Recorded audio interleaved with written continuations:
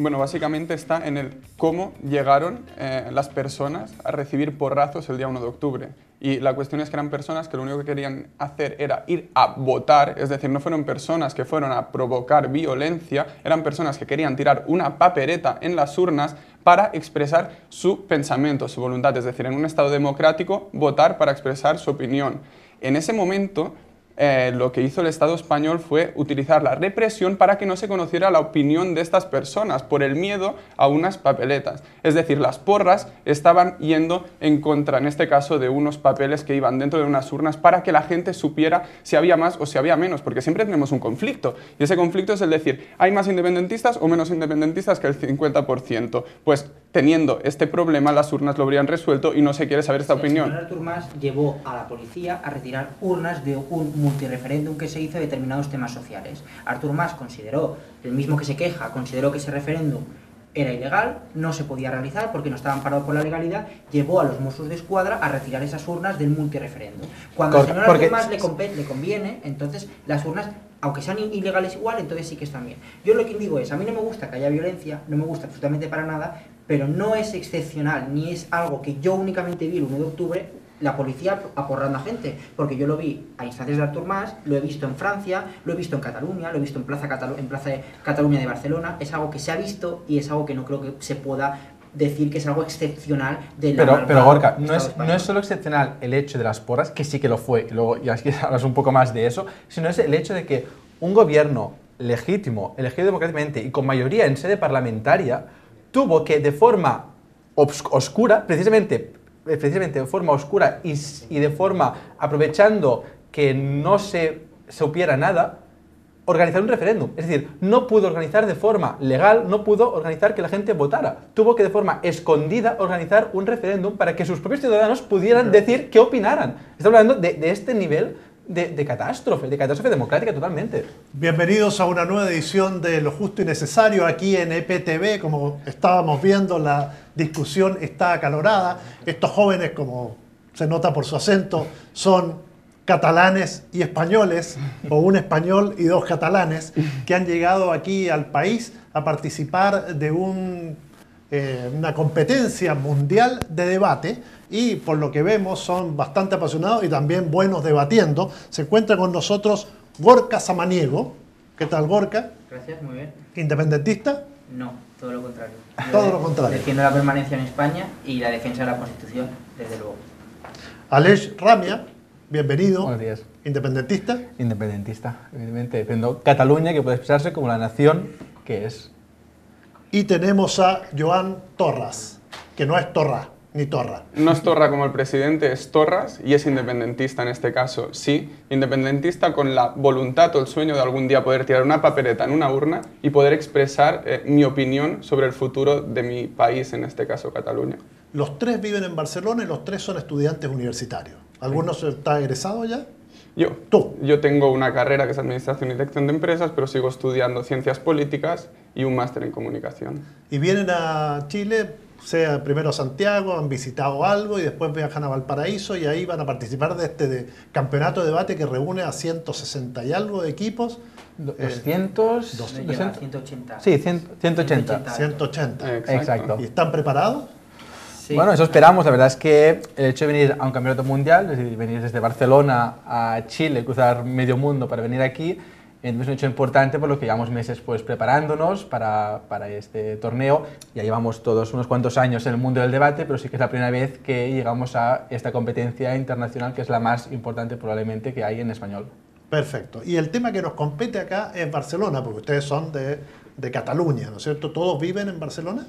Más o menos, más o menos. Más o menos, ¿por qué? Uno o es de Barcelona o no es, o está embarazado o no está embarazado, no está más o menos embarazado. Digamos que en mi caso, por estudios fui a vivir a Barcelona y ahora estoy allí también porque compagino estudios y trabajo, pero básicamente he nacido y me he criado en la montaña, en la zona montañosa de Cataluña, que son los Pirineos, unos paisajes maravillosos. ¿Y ustedes cerca o no de la Sagrada Familia, de las casas de Gaudí, o quizás de un pueblo, ciudad industrial que se llama Martorell?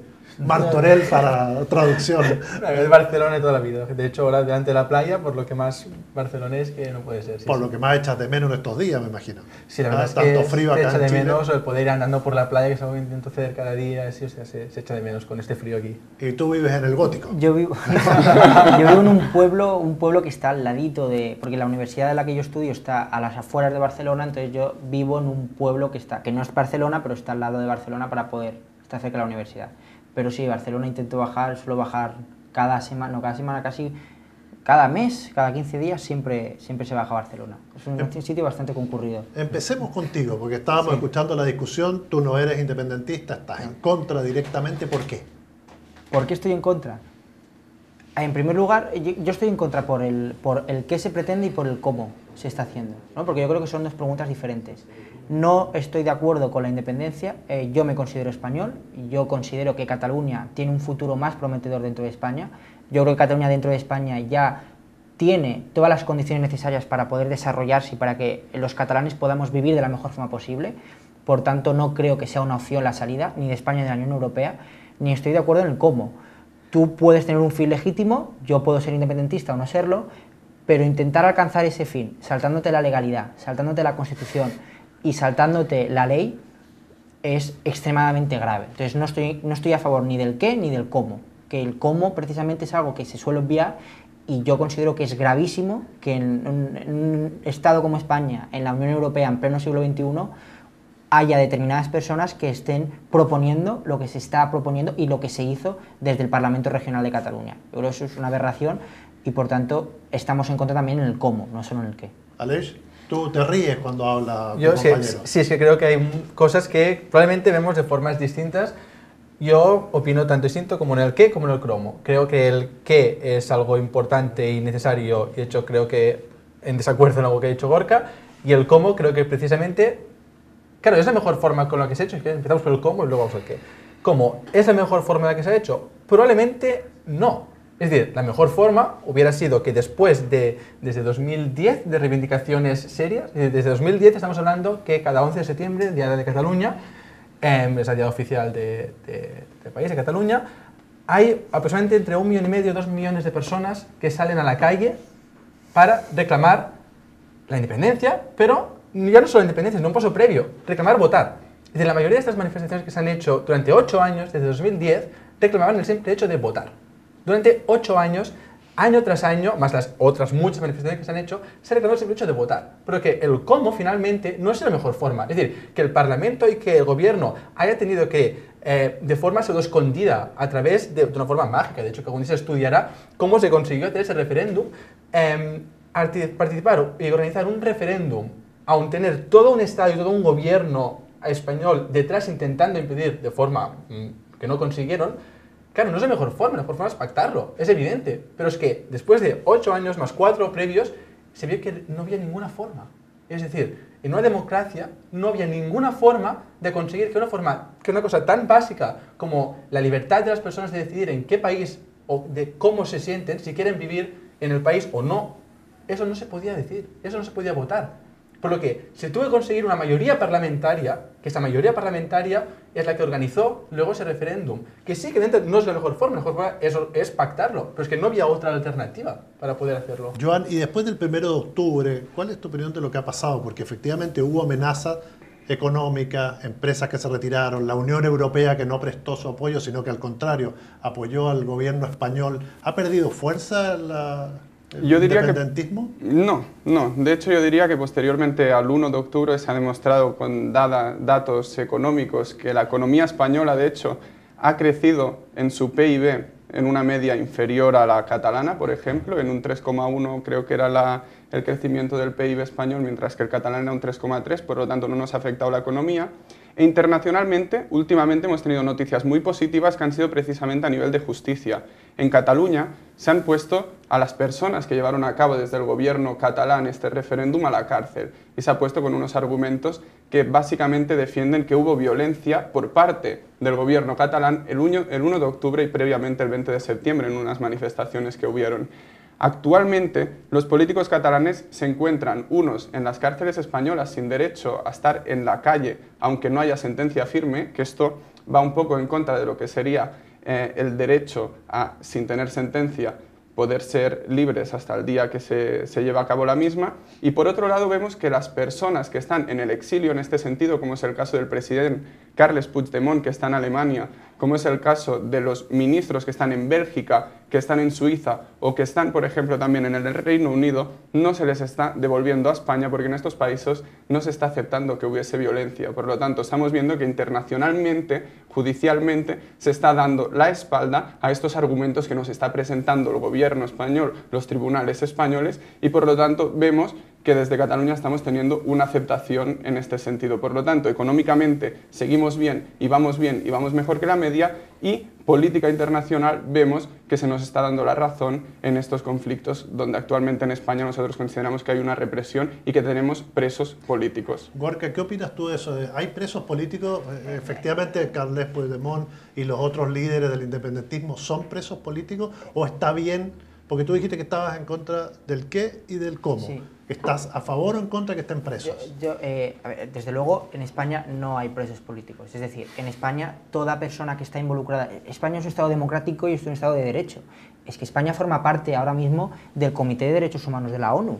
Si nosotros fuésemos un Estado fascista, un Estado sin ningún tipo de garantía para toda la persona que se vea involucrado en un proceso judicial, no formaríamos parte de instancias internacionales tan importantes como el Comité de Derechos Humanos. Desde luego no hay presos políticos, son personas, políticos presos, que se suele decir, que están involucradas en un problema judicial porque cometieron unos hechos muy graves, que es vulnerar la Constitución y vulnerar las leyes, que son lo que en un Estado de Derecho te otorga la libertad como ciudadano.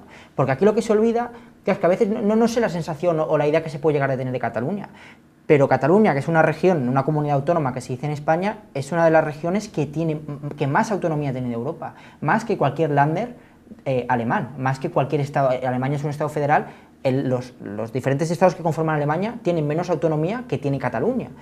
Es una comunidad autónoma con muchísimas competencias en muchísimas materias. Es una comunidad autónoma que ha participado de la construcción de España desde la Constitución del 78. No se puede decir que a los catalanes no se nos ha escuchado, absolutamente para nada. Cataluña goza, y los catalanes gozamos de un autogobierno que ya querrían muchos de los estados federales en Alemania. No es cierto que estamos los catalanes en una situación de opresión, no es cierto. Otra cosa es que hay un sentimiento independentista, es que es legítimo. Yo no me considero independentista, yo pido que se me respete. A los independentistas, lógicamente, hay que respetarlos. Y los gobernadores de Cataluña tienen que saber eso. Pero de ahí a mentir y dar como ciertas premisas que no son ciertas, desde luego que no. Cataluña es una comunidad autónoma extremadamente rica, tanto en competencias como en política, y con una capacidad de influencia en España y en Europa muy grande, y no se puede decir cosas que son falsas. No hay presos políticos, y lo que hay es una división profunda de la sociedad catalana, y ningún solo presidente de la Generalitat que tenga la valentía de sentar y afrontar el problema de división de catalanes que existe. Yo ¿tú querías decir algo? Sí, básicamente... Te pregunto, después de lo que dijo Gorka, ¿qué gana Cataluña con la independencia? Básicamente, yo se lo voy a explicar un poco con el incremento cronológico de gente que se ha pasado al bando independentista sin estar antes. Porque nos encontramos hace aproximadamente 10 años que en el Parlamento de Cataluña había muy pocos independentistas, no sé si eran 13 de 100 y pico, ¿no? Ahora actualmente hay una mayoría absoluta independentista, por lo tanto los votantes que han ido incrementando hasta que esta Cámara ha sido gobernada por independentistas. ¿Por qué se ha llevado a cabo esto? Pues porque en su día se votó un estatuto de autonomía por parte de todos los catalanes, el cual fue aprobado por el Parlamento de Cataluña, el cual fue aprobado posteriormente por el Congreso de los Diputados español, que después, por puro electoralismo, el Partido Popular, que estaba en la oposición, llevó este estatuto al Tribunal Constitucional y fue recortado. Es decir, algo que había sido aprobado por la ciudadanía catalana, por el órgano más potente catalán y por el órgano más potente español, fue recortado por un número determinado de magistrados entre 10 y 20, es decir, tuvieron más peso, ¿no? En ese momento el independentismo empezó a crecer y se empezó a reivindicar, y mientras tanto lo que se estaba encontrando era una pared. Buscaba solicitar más autonomía en este sentido, la que ya tenía antes, se decía que no. Después solicitó un pacto fiscal en el año 2012, se le dijo que no. En el 2014 solicitó un referéndum, se le dijo que no, y se hizo una consulta popular. se impugnó este referéndum. Después se hizo el del 1 de octubre y cada vez hemos tenido más independentistas. ¿Por qué? Pues porque básicamente los catalanes lo que han sentido ha sido que no se los escucha, que no se les quiere. Pero ¿qué gana Cataluña? Porque esa es la forma, un poco lo que él planteaba, que él estaba en contra de todas las formas. Tú fuiste claro, dijiste que la forma no les quedó otra, pero ¿qué gana Cataluña con la independencia? No, a ver, Cataluña gana y gana muchísimo, porque precisamente una de las razones por las cuales el movimiento independentista ha ido ganando más gente que ha visto que precisamente es lo que Cataluña necesita, es, en un lado, por una cuestión identitaria. Es decir, por eso, los X diputados que tenía hace 15 años en el Parlamento independentistas eran mayoritariamente por un sentimiento identitario. De Cataluña es una nación, es un país con mucha historia, precisamente es una de las naciones más antiguas de Europa, con una cultura propia, con una lengua propia, con unas tradiciones propias, diferentes de las del resto de España. No es bueno ni malo, simplemente es un hecho, por lo que hay un sentimiento identitario cultural, por un lado. Pero por otro se ha sumado un sentimiento económico y de rechazo. Ver que como Cataluña, en un momento de crisis económica, podía intentar ir más allá, podía intentar salir de esa crisis a partir de favorecer inversiones, a partir de tirar del carro, porque es una región económicamente positiva, ver que precisamente desde el gobierno español se intentaba boicotear esto. Es decir, ver que, por ejemplo, una cosa tan necesaria, tan básica como los trenes que hay en Cataluña, que porque Barcelona es el motor económico del país, por lo que hay una gran mayoría de personas que necesitan desde ciudades cercanas a Barcelona ir al trabajo cada día. Por lo que esta red de infraestructuras es de las peores que hay en España y a nivel europeo. Y se implementa solo un 20% de las inversiones que se presupuestan, las que se presupuestan. Gorka, ¿por qué dices que no? Es que claro, el discurso, los que creemos más allá de las naciones, los que creemos más allá de eso, es un discurso que yo considero muy peligroso. La Unión Europea, que es para mí uno de los mayores inventos del siglo XX, se basa en la solidaridad entre Estados. España durante muchísimo tiempo ha recibido muchísimas ayudas del resto de estados ricos en ese momento, Alemania, Francia, el Reino Unido, y ahora a España le toca compensar esa ayuda a otros países nuevos que se incorporan a la Unión Europea. Yo no me imagino a un líder de un estado de la Unión Europea diciendo que no quiere dar un euro ni quiere ayudar a la gente que lo necesita, que es básicamente lo que hemos escuchado. Si Cataluña es una región rica, a mí no me importa ayudar a mis conciudadanos, a mí no me importa ayudar y dar dinero, de la misma forma que nos lo dieron a los españoles, dar dinero a gente de otras partes de España que lo necesita, por si el día de mañana los catalanes también lo necesitamos. ¿Yo quiero un mejor sistema de financiación para Cataluña? Se puede discutir, sí. ¿Yo quiero que haya mejores trenes en Cataluña, en caso de los trenes? Sí. ¿Yo quiero que el aeropuerto de Cataluña esté mejor conectado? Sí. ¿Se puede conseguir eso sin la independencia? Sí. Porque yo formo parte... ¿Se puede...? Desde luego. Bueno, básicamente llevamos muchos años intentándolo y nos hemos dado cuenta que en infraestructuras no se ha querido invertir en Barcelona, como si en otras partes del Estado, apostando el gobierno español por una política radial. Es decir, en los trenes, por ejemplo, por supuesto se puede intervenir y hacer trenes, pero si se están haciendo desde Madrid, que es, para que nos hagamos una idea, España en el centro tiene Madrid, pues se están haciendo trenes desde Madrid hacia todos los puntos de España. Pero, por ejemplo, no hay un tren que conecte España con Valencia, que es toda la costa mediterránea de España. Nosotros estamos a favor. El partido del que formo parte está a favor, el corredor mediterráneo que se llama, está a favor de eso. Pues, lo que no entiendo es por qué conseguir eso pasa necesariamente por la independencia. No lo entiendo. Bueno, básicamente llevamos muchos años intentándolo y hasta ahora no se ha querido escuchar. Y es que no solo eso, estamos hablando de infraestructuras también en aeropuertos, de infraestructuras ferroviarias, como ha comentado Alex. Es decir, un conjunto de inversiones que potenciarían Barcelona, una ciudad con puerto, como no es el caso de Madrid, como entrada de Europa, es decir, Barcelona, puerta de Europa, es lo que se defendía, pues algo que Madrid no ha querido y que siempre han querido conectarlo directamente. En el momento que tú estás sintiendo que económicamente tienes más perjuicios de los que podrías tener, es decir, tú podrías tener un cierto beneficio y tus propios compatriotas en este sentido te están perjudicando, yo veo que está perdiendo todo el país en general, está perdiendo Cataluña y que si fuéramos independientes en este sentido, pues nosotros tendríamos unas condiciones que nos favorecerían a todo el conjunto de la población catalana. Me imagino, Gorka, que después de escuchar a Joan, una independencia no se justifica por o una pelea o una lucha como la que se está llevando solamente por el tema de los trenes. ¿Qué opinas tú de eso? Claro, a ver, siendo favorables a Joan, no solo los trenes, sino yo creo que es más por tema económico, ¿no? Pero claro, en un mundo globalizado, en un mundo donde cada vez los estados cooperan más entre ellos, se integran más entre ellos, tenemos la Unión Europea como una organización internacional de unión entre todos los estados, que vamos y avanzamos hacia no tener barreras, a establecer en pleno siglo XXI una nueva barrera que vaya en contra de todo el proceso histórico de los europeos, que vamos precisamente hacia la destrucción de las barreras, es incoherente. Yo creo que Cataluña, dentro de España y dentro de la Unión Europea, porque la salida de España automáticamente, según los propios dirigentes de la Unión Europea, implica la salida de la Unión Europea, es retroceder siglos y encerrarnos y por tanto no permitir que Cataluña tenga toda la potencialidad que tendría dentro de España y la Unión Europea. No es económicamente hablando viable, ni creo que sea lo adecuado para los catalanes. Podemos conseguir mejores trenes dentro de España, si es lo que le preocupa a Joan. Aleix, te pregunto, ¿no te suena raro, no te hace ruido esto del nacionalismo, que el mundo avanza hacia menos fronteras o fronteras multiabiertas, digamos? Claro, a ver, ¿Y aquí el nacionalismo catalán suena raro en el siglo XXI? a mí realmente no me parece un problema. Aquí, claro, aquí hay la previa de decir qué consideramos nacionalismo. Claro que aquí cada uno puede coger la definición que quiera y decir que algo es bueno o es malo. Claro que decía, esto es malo porque crea una nueva frontera en una Europa cada vez más unida y tal. A mí me parece fantástico. Es decir, Cataluña de hecho es una de las regiones más proeuropeístas de España. De hecho, uno de los principales argumentos que se supone que desde el bando unionista decían es que os quedéis fuera de la Unión Europea. Y esto es cierto que a mucha gente la espantaba, cosa que ya se vería, pero Cataluña es muy europeísta y no se considera el hecho de separarnos de Europa, al contrario, queremos unirnos más.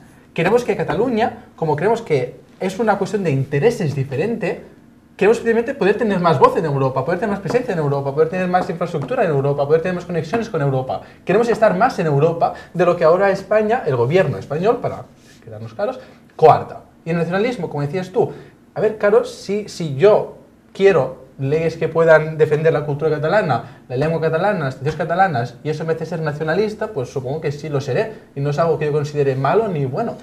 Yo, en función del tiempo, nos queda muy poco, vamos a tratar de ser lo más breve posible. ¿Hay mejores expectativas ahora para la independencia catalana con Pedro Sánchez en el gobierno?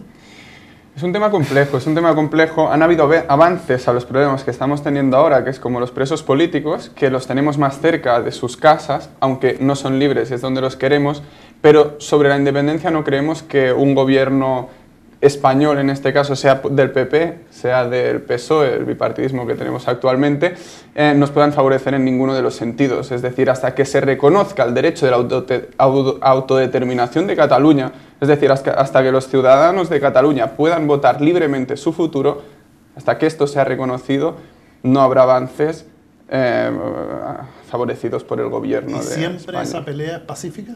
¿O llega un momento que se puede saltar a una situación más violenta? Es complicado que se pueda traspasar a una situación violenta precisamente porque el 27 de octubre, cuando se hizo una declaración política de independencia, los líderes catalanes lo hicieron de tal forma que no pudiera inducir posteriormente a actos de violencia y tuvieron ese cuidado para llevarlo a cabo de esta forma. Por lo tanto, el 1 de octubre vimos violencia por parte de las fuerzas de seguridad del Estado español, el 27 de octubre vimos que los líderes catalanes se preocuparon de que no hubiera esa violencia. Por lo tanto, no hicieron una declaración de independencia con toda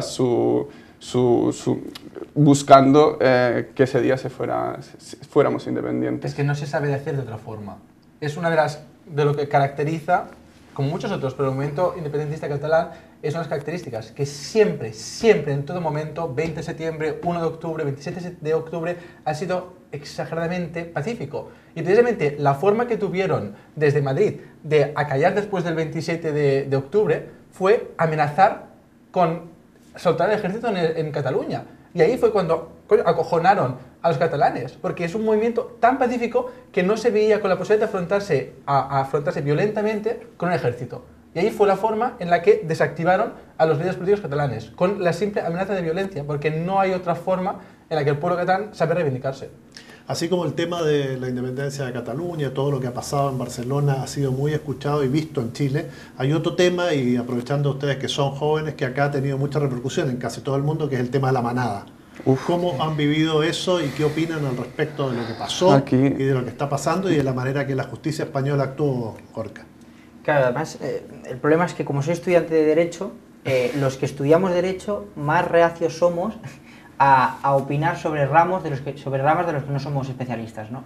Claro, a grandes rasgos se podría decir que no es un problema, a mi juicio, no es un problema de aplicación del derecho, sino de lo que dice la ley. En el sentido de hecho, hay países europeos, la propia Suecia, por ejemplo, que considera que en el caso de que la mujer no tenga un consentimiento expreso, ya estamos en el caso de violación. No así el Código Penal español, las leyes penales españolas, que consideran que tiene que haber violencia e intimidación, aparte de la no voluntad de la mujer, para que sea violación.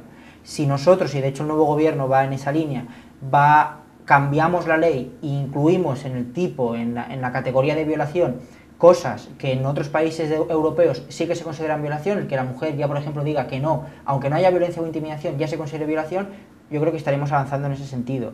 Es bueno que sucedan estas cosas porque el problema del derecho muchas veces es que va detrás de la sociedad, porque el derecho es lento de cambiar, no es sencillo. Entonces, cuando la sociedad va evolucionando, el derecho tiene que aprender a adaptarse rápidamente a la sociedad. Casos como de la manada pueden ser, por muy trágicos o por muy llamativos que puedan ser, son la forma que permite a la sociedad y al derecho avanzar conjuntamente y adaptar nuestras normas a lo que la sociedad demanda o a la situación actual de la sociedad, ¿no? Yo creo que es bueno por eso, y hay que mirar mejor lo positivo a lo negativo.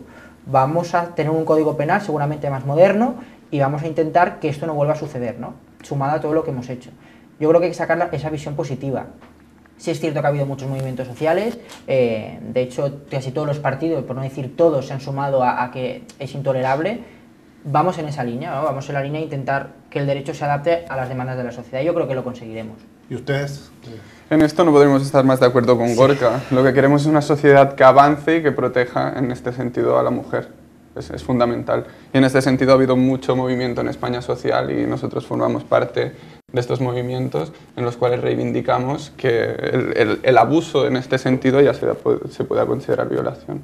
Claro, si os he visto desde fuera, claro, es cierto que al no estar en la rama de derecho, desde fuera, claro, se ve como algo totalmente impensable. Injusto. Lo que ha pasado con la manada es algo que no se concibe cómo puede ser que esto haya sucedido. Porque claro, sí, es cierto que desde fuera cuesta más decir si el problema ha sido que el juez no lo ha aplicado bien, si es un problema de la justicia española o es un problema de la ley en sí que tiene que cambiarse. Y esto aquí es donde los juristas y la gente de derecho tendrá la forma mucho más calificada que nosotros para poder decirlo. Sí que es cierto que es intolerable. Es intolerable y hay que de una forma u otra poner remedio. Hay que enseñar a los jueces también en violencia de género y hay que educarles en género. De hecho, en las facultades ya se intenta a los nuevos jueces que nos vayamos incorporando a la jurisdicción tener la conciencia pues de una sociedad más abierta respecto a la mujer, no los jueces anteriores, ¿no? Y cierto es que eso ha ayudado. Unos jueces que no han sido educados en la igualdad de género, que no han sido educados en que la mujer no es un objeto como se consideraba hace años, son jueces que en el momento de aplicar una ley ya de por sí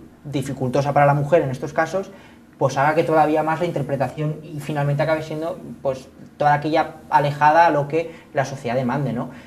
Pero en eso se tiene que hacer trabajo todavía, hay que educar a los jueces futuros, a los nuevos juristas en igualdad de género y en las nuevas concepciones que actualmente se tienen.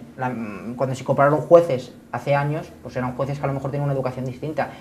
Es que eso es lo normal en toda la sociedad. Hay profesores más antiguos de todas las universidades que tienen una forma de pensar diferente a los nuevos, ¿no? Poco a poco la sociedad podrá ir evolucionando y nos podremos ir adaptando y el derecho también, con toda la lentitud que eso supone. Poco a poco y paciencia. Ok, se nos terminó el tiempo, desgraciadamente. Podríamos seguir hablando sobre otros temas que tienen que ver con España y que de América Latina. Espero que les vaya muy bien en el Campeonato Mundial de Debate. Quiero saludar a Gorka Samaniego, a Alex Rame y a Joan Torras que nos hayan acompañado hoy aquí en Lo Justo y Necesario. Y a ustedes los invitamos, como siempre, a que nos sigan aquí a través de nuestro canal en YouTube, El Periodista TV, siempre con interesantes invitados como los 3 españoles catalanes que hemos tenido hoy aquí en esta mesa desde el barrio Bellas Artes. Muchas gracias.